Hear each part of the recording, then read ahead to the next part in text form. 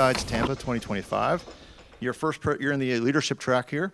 Your first presentation is on how to develop cyber personnel, and it's going to be given by Alessandro Lovadina and Ryan Irving.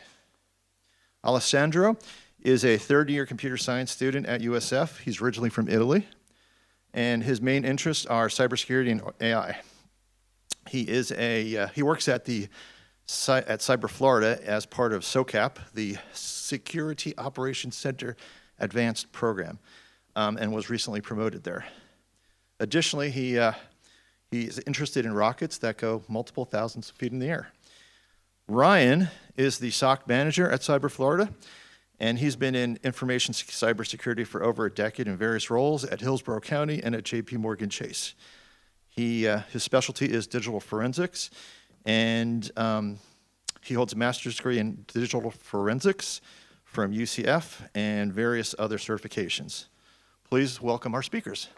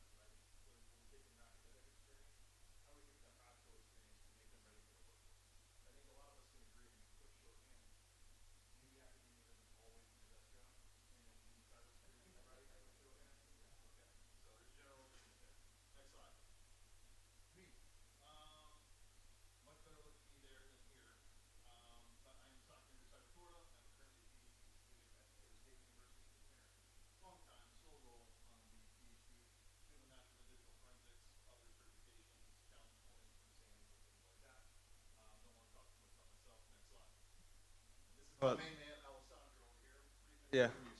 Well, as Michael said, I'm an undergrad student in computer science. I'm a third-year student. I've been recently promoted as a senior security analyst, so I want to thank Ryan for that promotion and for that raise.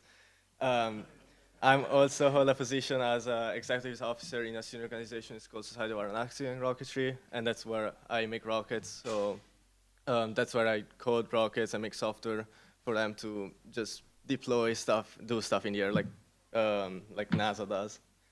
And I guess on Ryan's perspective, I'm the Italian James Bond.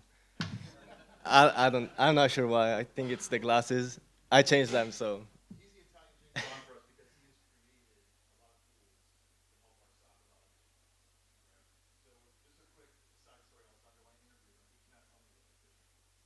just a quick side story, Alessandro, when I interviewed him, he cannot tell me what his vision is. I'm sitting here in an interview with a potential candidate. Hey, right, Alessandro, ask you basic cybersecurity questions. What's vision? I don't know. So he didn't know really much about cybersecurity in general. However, we got to so what's it? What do you do? Oh, I'm in this. Well, I do a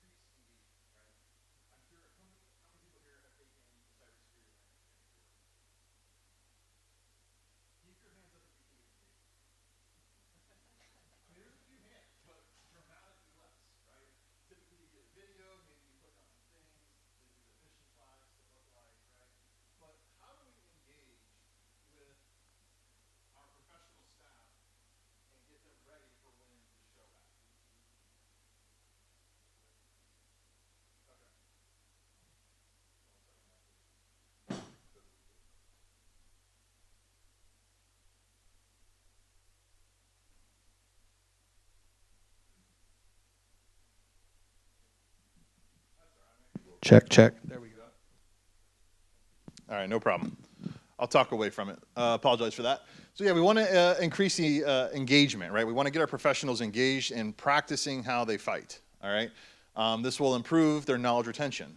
We don't want to go into an intrusion or some sort of incident and be like, what do I do, right? So part of this is getting that muscle memory working for them, so that way when these actions occur, we already kind of know what to do, and if we already know what to do, then we can adapt adequately, all right?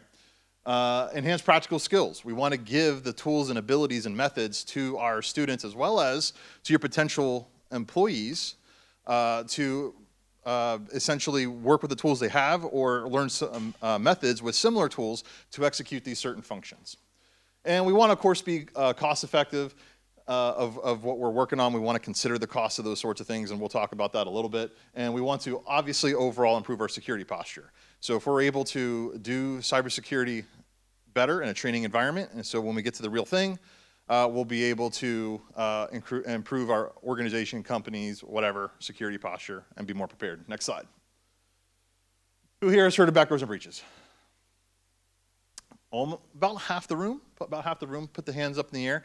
I was thinking maybe a little bit more. This is a great cost-effective tool for you to do some basic technical tabletop exercises. And so we're going to talk about that because we leverage that in our SOC relatively heavily. Next slide.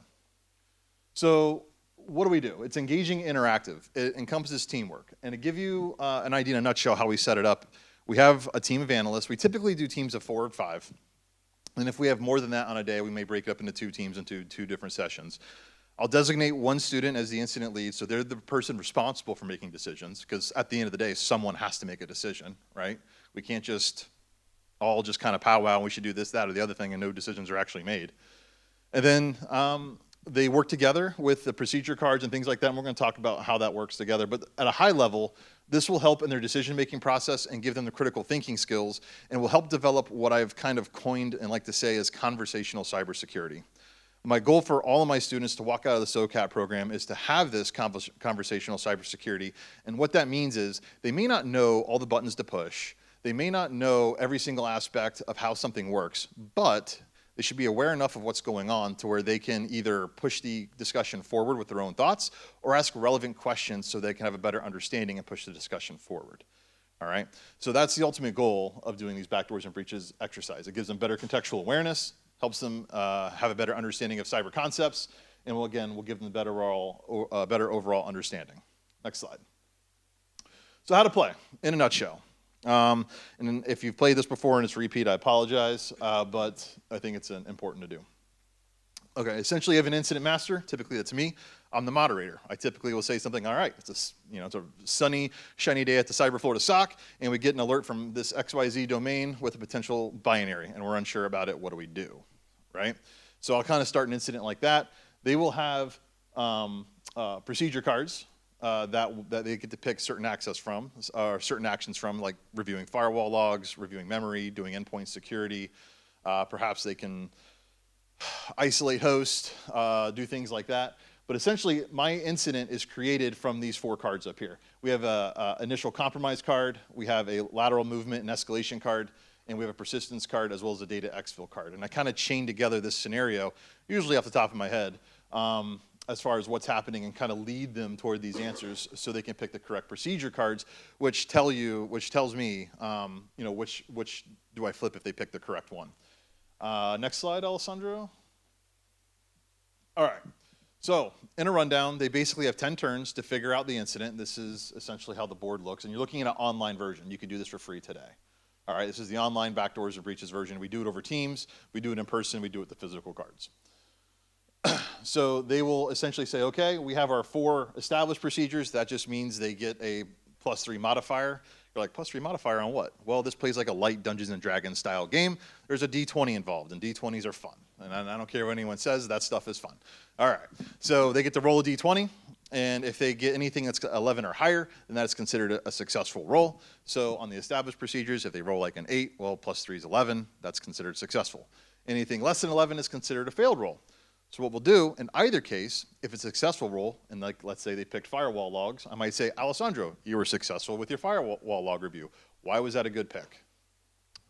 Well, probably because if I was reviewing the firewall logs, I knew what I was doing. So, Like what would you find in the firewall logs? but I would find like all the communication, like I guess DNS, any post GET requests. Essentially. Yeah. And now if I said, all right, Alessandro, you did not roll an 11, you rolled a 1 or a 2, and you failed the roll. Why did you fail your firewall log review? That's a good question. So something could be a lack of training. That's something that it happens most of the time. Like somebody cannot, like, it doesn't know how to use a firewall, or like it doesn't know what to look for. So they can miss some logs. Correct. Or maybe the baseline was incorrect. So it wasn't actually picking up the right alerts or like. Right, so we talk about the different things that are successful and different things that would fail. Some of my favorite failures are, all right, someone forgot to check the logging box on the firewall config. Oops, right? Or, and I've had this happen to me, not with a firewall, but with another network device, the last person who knew this password died. And it's like, how do we get into that now, right? Oh, we had a trial firewall, or we had a trial tool, right? So you kind of see, like, I usually use the trial excuse for like endpoint security or whatever. But you get the idea. We talk about these real world issues that can cause problems, as well as the real world successes on why you would want to do it. So we have basically injects. Anytime you roll a natural 1 or natural 20, that will add randomness to the game. It could be positive, but most likely it's negative. You'll have some sort of negative action. Like one of the ones they seem to get regularly is, hey, your incident responder had a baby and they're on, FMLA now. So I'm like, okay, you incident responder, go leave the room. You're done with the game. You know what I mean? The last one I had, which I was playing a newer deck, there was a tree that fell on a power source for the building and the power got knocked out. And they were basically driving to an alternate site and they were out of the game for 3 turns. I'm like, that was new and fun. I've not seen that one before. Then you have a cooldown, so they can't just keep using the same card over and over, regardless of a successful or failure roll. They have a 3-turn cooldown where they cannot use that card for 3 turns. All right, next slide. So one thing I do want to point out is it's an excellent tool for this analyst to really start talking about getting a conceptual understanding of why firewall logs work, why do we threat hunt, why do we care about memory forensics, why do we care about endpoint security, how do we do that, what tools do we use? These are all things that we talk about. Additionally, I also use this as an interview tool.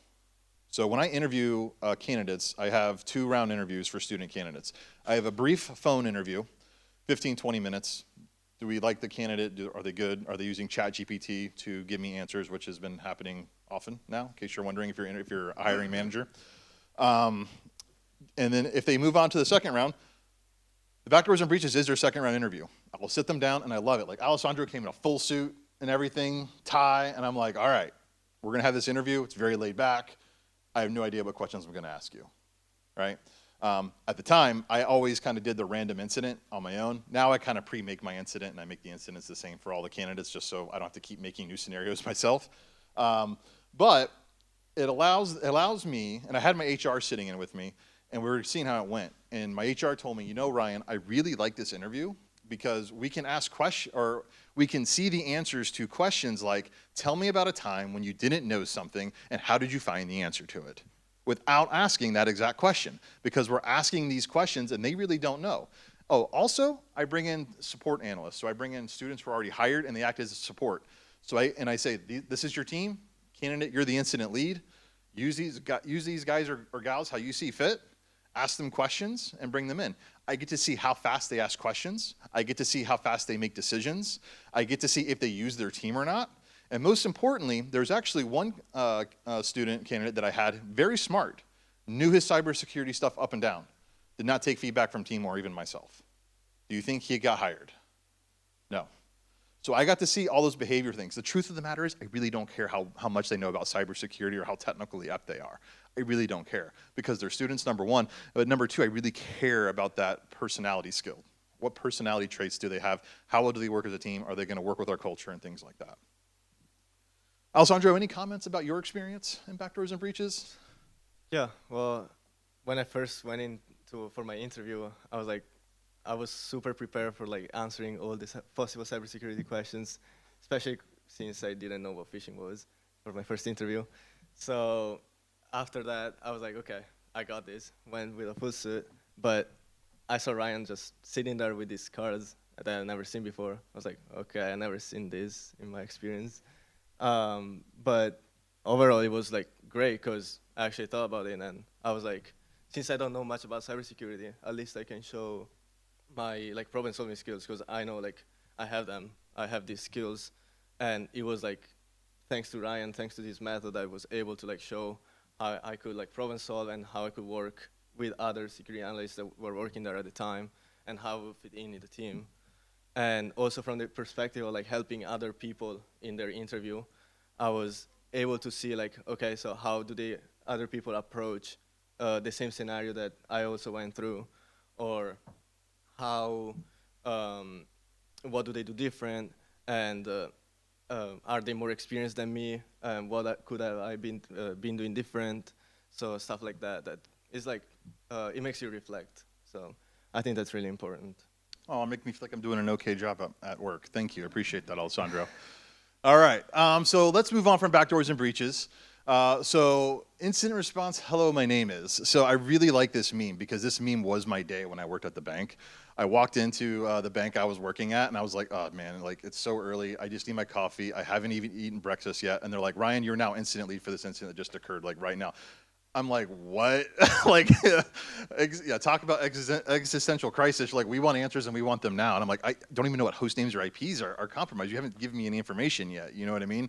But as a lot of you probably know, that's the reality of when you're walking into some sort of incident or intrusion in your work environment. There's a lot of hysteria going on. People are not sure what's going on. It's like, you know, information and news is kind of fluid. You don't know what's necessarily fact, and you got to get all that stuff down. So not questions we're going to answer right now, but questions to think about. What if you had someone new on your team, and this was their first time experiencing this, right? What would the outcome be for a brand new person performing a real incident? How would you think that would go? And what can we do to hone and train their skills to be better prepared? So that's going to be kind of the focus of these next set of slides. Next slide, Alessandro. All right. So for us, it's welcome to the ARCS range. All right. Now, a quick tidbit, Cyber Florida ARCS range, it stands for the Aligned Realistic Cyber Attack Simulation, and it's a cyber range that we have, and we offer free service to public sector entities. So if you are an SLTT, you can get access to this. You can either take the CAN training or do kind of the live open world sort of environment where they'll simulate a threat actor or attack, and you can go and investigate it yourselves. That's what we do in the SOCap program monthly. We have a monthly exercise of this. But if you're not public sector, in your private sector, like I do have, you know, some recommendations we can talk on the side about, but there's also free and open source solutions too. Next slide. So I call this, and my assistant manager calls, we call this the Hyperbolic Time Chamber. Don't be embarrassed. How many Dragon Ball Z fans do we have in the house? Yes. Yes, only about 20% of us. That's okay. We're the cool ones here. So real quick, who knows what the Hyperbolic Time Chamber is? What's the Hyperbolic Time Chamber, sir? Come here. Explain the Hyperbolic Time Chamber. So basically, it's an area where time is very slow, so you get to train. That's essentially what it was for. So these guys would do training to be able to fight the next big guy. Essentially, that's there. So basically, yeah, they would spend 1 year in the Hyperbolic Time Chamber, and it was only 1 day on the outside. So me and my assistant manager just kind of came up one day like, yeah, this is kind of like the Hyperbolic Time Chamber. Like, it is kind of like the Hyperbolic Time Chamber because we're accelerating the training of these students. And I'm not going to name names, but we've been told that our students are outperforming other public sector incident response teams. And that's based on the actual attacks and exercises in the same environment. Not all, but most. Right? So that's a huge kudos, one, to the cyber range, and two, to what these students are doing in this program. Next slide. So what do? So we do have our own dedicated range environment. It's a small kind of business network. There's about 30 or so assets on there. The cyber range folks will fire off a threat actor simulated attack that mimics, you know, Lazarus or an oil rig or some ransomware event, whatever, right? They have a whole catalog of attacks. They'll fire that attack off against the network. We'll then get prompted with some sort of alert. We do have our own CrowdStrike licenses installed into the cyber range, so we're actually leveraging CrowdStrike as a commercial EDR tool in there, but they have a bunch of free tools in there, such as Splunk, Sysmon's already installed, as well as Security Onion. So at a very minimum, we have EDR logs, we have proxy logs, we have network IDS logs, and we have Windows logs to include basic and Sysmon Windows logs, all to gather from for investigating this incident. So we will utilize CrowdStrike for targeted evidence acquisition. Who's familiar with real-time responder in the room? Only a few hands. So real-time responder, we will connect to the machine. We will gather targeted evidence such as memory. I explained that more on the next slide. We'll get into that. But then, yeah, we use log analysis predominantly with Splunk and as well as the CrowdStrike logs, and then we'll do timeline generation, which we'll also get into. Next slide. All right, so for targeted evidence acquisition, like I said, we use CrowdStrike RTR. We'll use xmemdump to dump the memory. If there is malware running on the system, we'll use the memdump function within CrowdStrike to dump the process individually. And then we will deploy CAPE with a, that we have hosted in the CrowdStrike cloud. And then we have a customized PowerShell script that we deployed to the compromised assets to run CAPE. And then we export all that up to the CrowdStrike cloud. And then we pull that back down to our host systems, and then we have forensic tools that we can process and we'll do post-forensics on, right? We have Magnet Axiom, Belkasoft, as well as Belexity, which is commercialized volatility, if you're not familiar with that. All right, and then if we do any malware identification, like I said, we'll extract that, and we can also do some basic malware analysis too. Next slide. Log analysis. So, like I said, we'll use the CrowdStrike console. We'll use the various timeline logs from there, such as the process and the host timeline, as well as use some of the nice GUI functionality. Really, CrowdStrike, I call it a cheat code sometimes, because it really tells you that telemetry in real time, and it's really nice. And then the students do get a lot of experience in Splunk, which Alessandro will be covering some of that here in a minute. And then we leverage Security Onion as well in that. But then we go to Excel. And if you're familiar with forensics at all in any capacity, Excel is the best forensic tool. And we're going to talk about why here. Next slide. Alessandro, did you have anything you want to say about the other tools and things that we've used so far from your experience? Yeah. What I can say from my experience, like academic experience, I can say that we, in school, we don't really get to learn all these tools that we use as security analysts in these incident response exercises, especially like using CrowdStrike. I haven't never used it in any of my classes, and I know it's like a really good tool to learn how to use, especially in school and before actually getting like a real job. But other things, for example, Splunk, I knew some queries before, but I didn't know how to just start from zero, just get through a whole incident by myself, create my own queries, and just develop my thought process. And going to also the basic tools like Excel, like everyone thinks they know Excel until they actually create, like, for example, a timeline. And you, like, for example, I didn't know how to order it or buy like a specific column. I had to ask Ryan for help. And every time, every incident response exercise we do, I'm like, oh, Ryan, can you help me in ordering this timeline? Alessandro, when we're in an incident, doing a simulated incident response, what is the one thing that I always harp on and complain about to everybody about the Excel timeline? It's the timestamps are like... That's right. If you get the timestamps out of the format, I get mad. Yeah. I'm like, stop it. That will mess up the entire thing. Yes, question.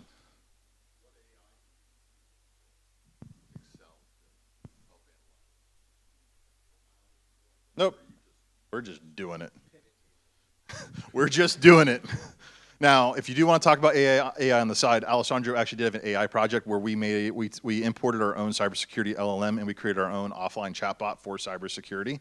And he made an interface so the students could actually connect to it and ask it questions, so you don't have to be at the actual place where it's being hosted. So that's a side conversation, but he's actually worked on that too.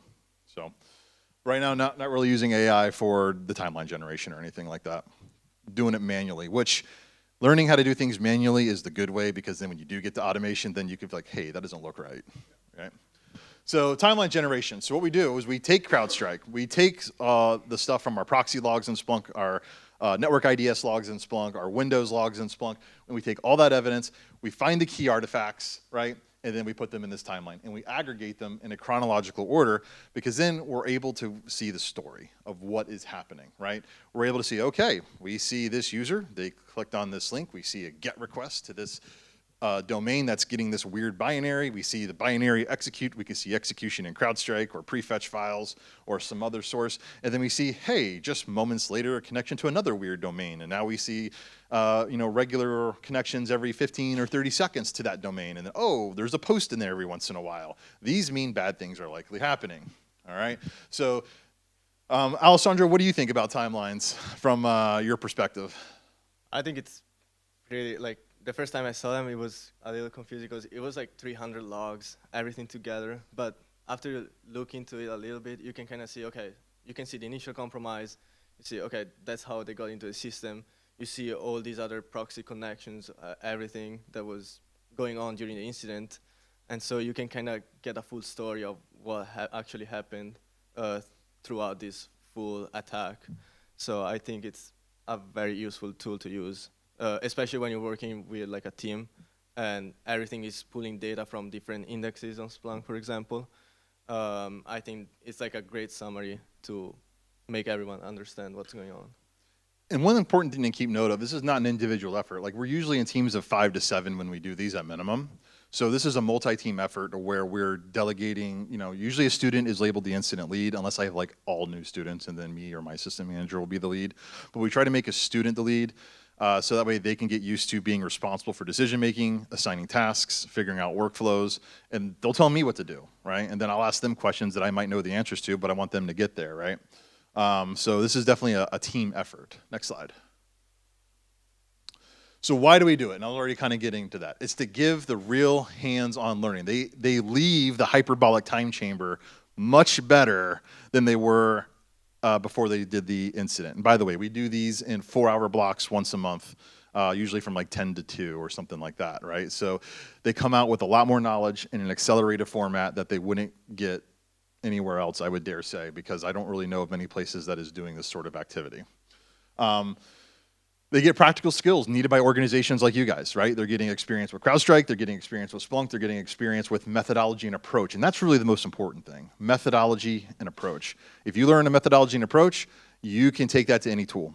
You might have Splunk one day, then your organization says, hey, Microsoft's great and all the things, so we're dumping it for Sentinel, right, because it saves. Oh, did I hit some nerves? Oh, okay. Yeah, so, but if you understand the methodology, you at least know what you're looking for. Now you just got to figure out the Azure Sentinel way of finding things as opposed to the way you found things in Splunk, for example. All right, and it better ties to their academic knowledge to actual practice. I get and talking to my students, they're like, I understand these concepts better now because of what we did, and that's important. And ultimately, this is for development of the workforce, right? Do you want someone who's just a graduate with a bachelor's degree with no work experience, has never really seen anything that looks real before? You're going to have to teach them everything, right? It's hard enough when you join a new organization that you get used to the organization's processes in and of themselves, all the administrative stuff. How do you get permissions? How do I do time off? How do I do X, Y, and Z thing? How do I log access to your system, right? That's similar but varies anywhere you go. But if they can come in with a methodology and approach to understanding how things work technically in the environment, they're going to be much better off and they're going to be much more accelerated and ready. And most importantly, this is a safe place to learn mistakes. Next slide. So, let's talk about mistakes. I think about one day writing this book called Oopsident Response because I've seen a lot of oopsidents in my life. So we're going to talk about one of these oopsidents right now. And we almost have the script here.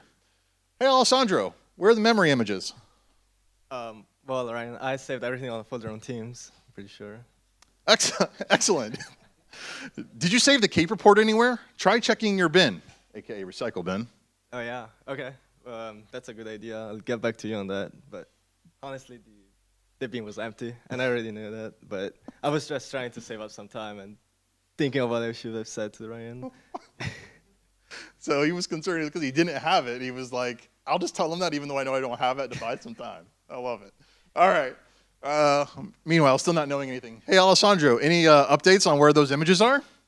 Yeah, well, I found one file that says Cape on it. Maybe that's the one. I'll send it to you now. But spoiler, it wasn't. And I knew that because it was from like a past incident response exercise. But Raise your hands if any of you can relate to something like this. Right. When I worked at the bank, if this were to happen, I was not having a good day. Right? So if I was tasked with collecting targeted evidence off of machines that were potentially compromised by a nation state actor, and now I just don't know where that evidence is because I didn't collect it or to copy it the right way, what do you think would happen? That's a resume generating event, I would say. Yes. So, Alessandro, is it good that we learned this lesson in this environment? Yes. What did we learn from this, Alessandro?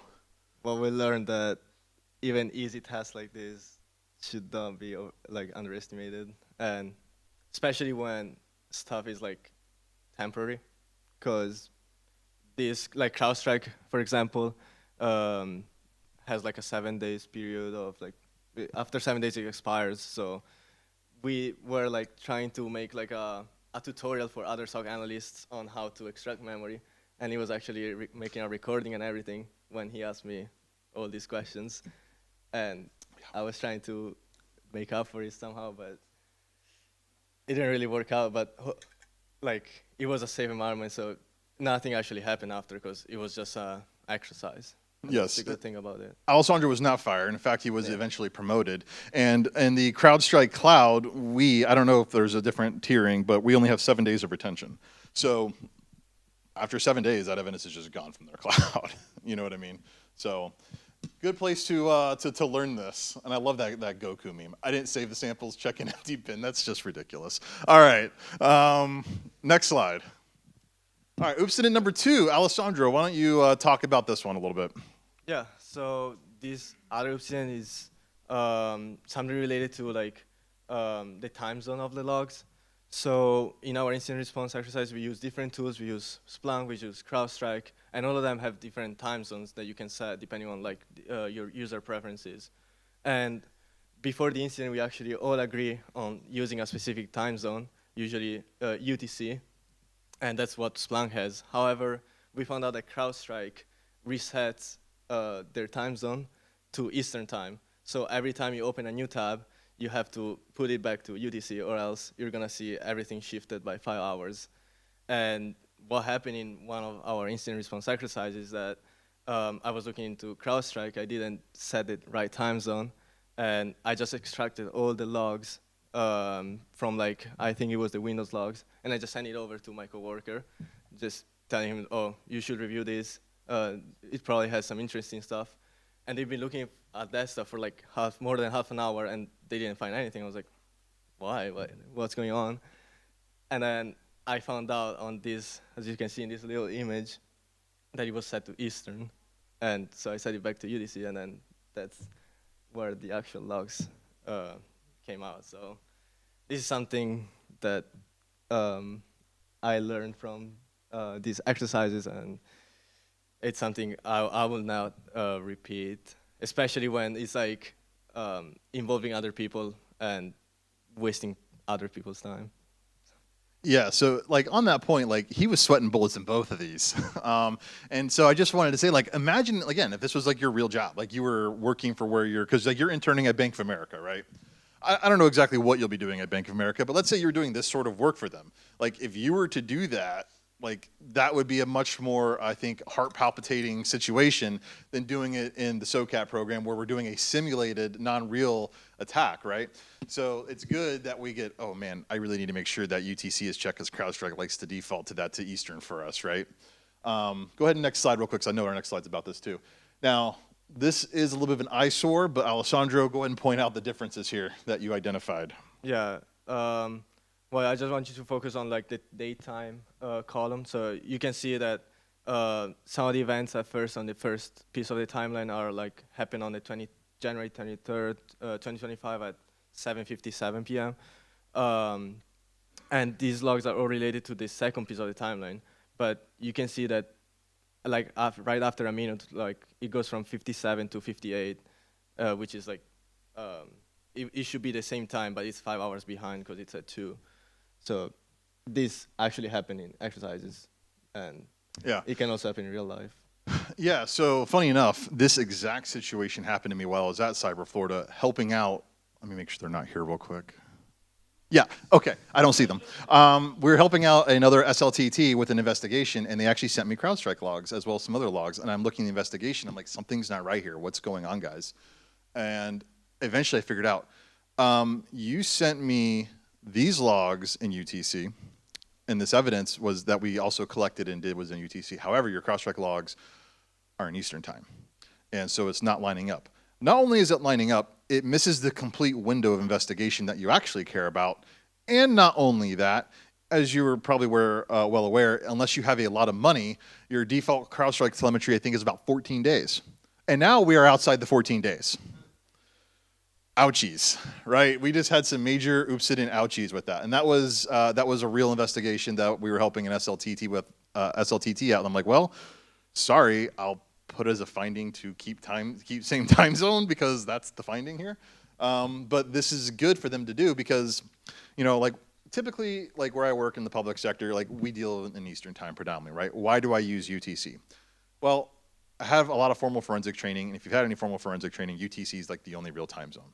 And if you ever work in a cross time zone company or global company, it is a mess trying to keep track of APAC, and then but we need this print server, and even though this print server is in North America, it was being used by APAC, and then oh, by the way, those timestamps are just off because, and it's like trying to rein in timestamps is awful, like especially when you're dealing with multiple time zones.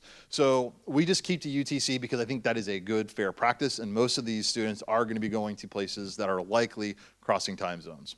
So that's why we do this practice here. But yeah, that's our second incident that we learned from. Next slide. All right, Alessandro, I think you're going to take the learning outcomes, right?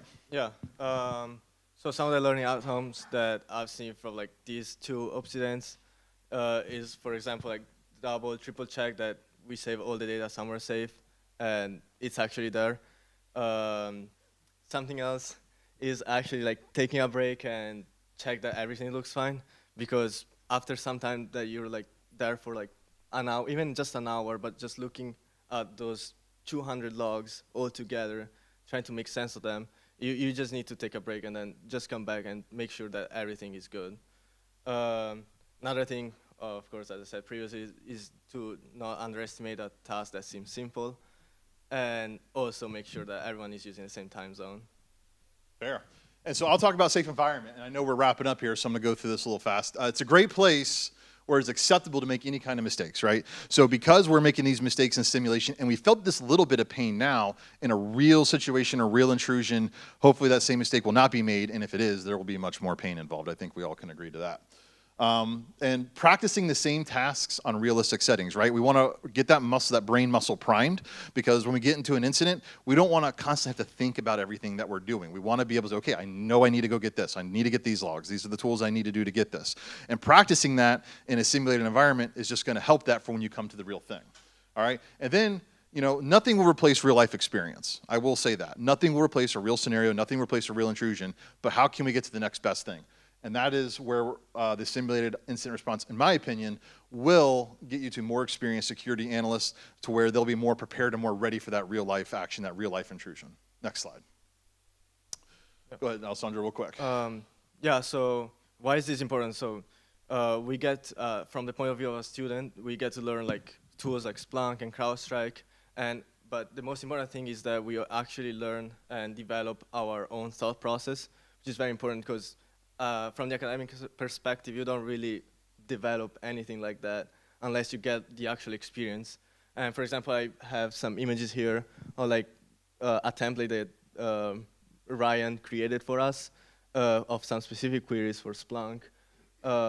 And then, as you can see, I made my own query after tweaking some stuff and like after having experience with some incident response exercises. And all these I'm sure I'm going to bring it to my jobs that I will have in the future. So it's very useful. And these students add to our template, right? So we have like a running Word doc of like Splunk queries and now KQL queries because of Azure Sentinel. And the students add to them. Like, it's not just me who's doing this. They add to them too. So I get to learn from them as well. Next slide. All right, so I'll take this. So creating a shared timeline. This is a team sport. I can't emphasize that enough. So we have our shared timeline, and we have a timeline slide for you that's kind of gross, but we'll do our best to get through it. But ultimately, we do, like I said, assign one of the students as the incident lead. One of our analysts, who is actually in the crowd, Tim Kircher. I saw him. Raise your hand, Tim. He actually led, I think, arguably one of the best incident responses that we had. So if you're looking to hire somebody, he might be someone you want to talk to. But he had, like, in our teams, he had breakout rooms for proxy, breakout rooms for EDR. He led that pretty phenomenally. But anyways, the student will be the lead, assign out the work tasks, follow up, make sure we're doing well, and then we take breaks every so often to okay, let's stop, let's take a break, let's review the timeline, let's see where we're at, and then what do we need to tackle based on what the timeline says. So we're letting that timeline of evidence dictate to where we need to go. And then, yeah, decide the next best action. And just show you that I keep learning from the students. It's hard to see, but it says Erica. This was Erica DeVal. She got hired at Rapid7 this past year. She's an alumni of us, but she created some notes on how to dump the memory from CrowdStrike, because I was always like, how do I couldn't remember the timeline, and I was really bad at taking notes, so she took notes for me and uploaded it. I'm like, yes, you're awesome. So this is a great example of that, but it takes all of us to conquer the incident. Next slide. Yeah. Yeah, you want to go ahead, Alessandro? Yeah, so something else which is really important in every technical field is being able to break down technical concepts in simple words. And in this specific case of incident response exercise, is being able to summarize a 4 hours incident into and more than 300 logs into just 10 slides. And for example, creating like a diagram like these are shown in the picture, that you can just see the main key events that happen in the incident. Like you have a GET request to this binary file that is communicating to these 2 domains and whatever host machines were infected by it. And this is like very easy to visualize and to present it to like also non-technical people. Yeah, excellent. And I know we're wrapping up here. I think we have one more slide. But one thing I like to say also is I make the incident lead responsible for writing a formal report, just like you would have in the real world. You know, the technical stuff's for show, but reports are for the dough, as I've heard before, right? So they actually have to go through the process of writing an executive summary, technical findings, conclusions, and recommendations. And sometimes we actually present this for QA purposes to our cyber range operators to say, hey, this is what we're finding good, this is what we're not finding good, but also to show and teach other CSERTs this too. Next slide. Development, I've talked about this enough, and I know we're at time, so I'm going to go ahead and just let you take a quick look at this, but ultimately, we're looking to develop to make these guys stronger, better, ascend to that next level of Super Saiyan, and we get that through the Hyperbolic Time Chamber training. Next slide. That's just more of the same on that. Now go ahead and go to the next slide, Alessandro. See if you can zoom in. I know this is an eyesore, but I really want to get to this. This is the crux of it. As Alessandro said, we do about 4 hours, and we had about 300 logs in our timeline. That's 300 logs compared to tens and hundreds of thousands of records that we filter and go through, right? So we're finding the things that are most crucial, and we're putting them into a timeline of activity. And we're just looking at a sample here, but we can basically see at the top that we have a CMD exe spinning up, schedule task.exe, and we're seeing essentially a schedule task being created. And that schedule task is essentially called launchd, and then it's tying to a malicious binary, all right? And then if you follow that, we can actually see several instances of that schedule task being spawned off. So it's nice when we have CrowdStrike seeing it. It's nice when we have Windows Log seeing it. That's just creating a stronger activity.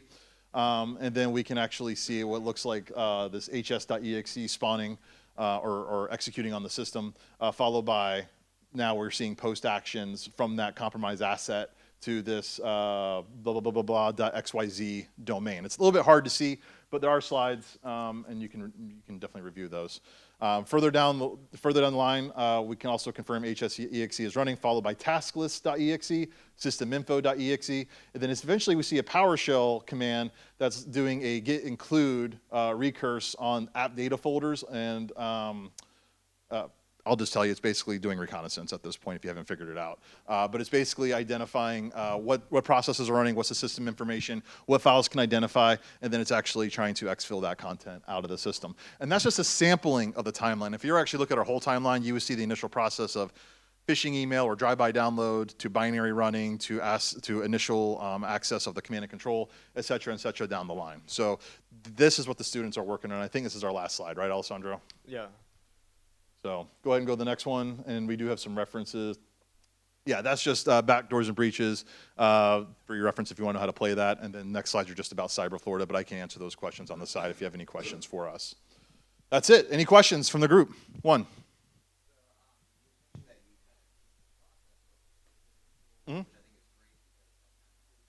Correct.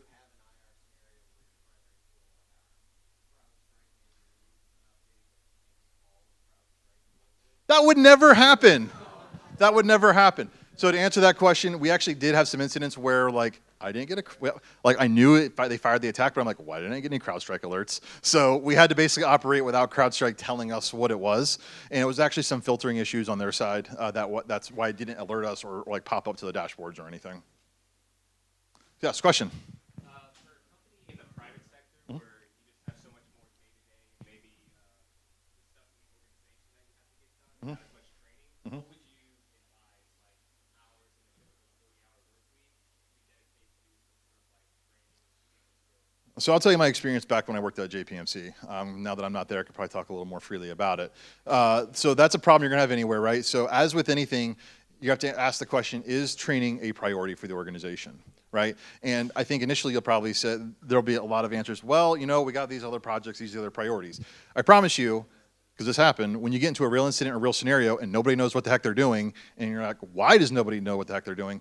All right, well, now we need to maybe incorporate some activities periodically, not all the time, right? But hey, on this day, we're going to allocate this day or this half day, or on Fridays for 2 hours, we're going to do these sorts of activities. And when I was at the bank, I was actually tasked with working at, they use SimSpace to actually develop training to help our forensic analysts on certain activities. So that's what I did.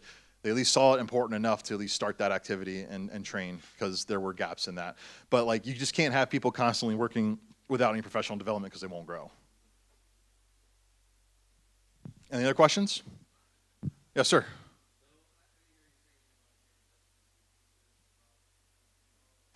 So in the IR process, a lot of times if you're dealing with the organization, you're dealing with collecting targeted images and acquisitions.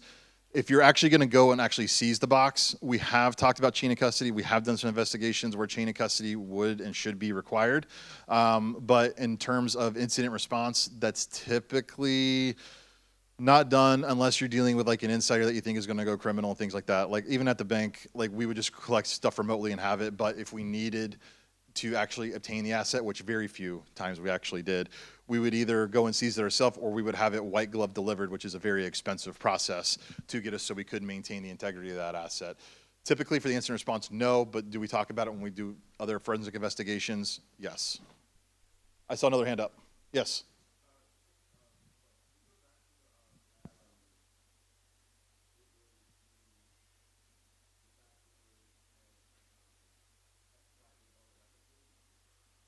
That one? Oh yeah, sure, no problem. Any other questions? Thank you for coming by. I hope this was entertaining and fun. You guys have a great rest of your day at BSides Tampa 2025.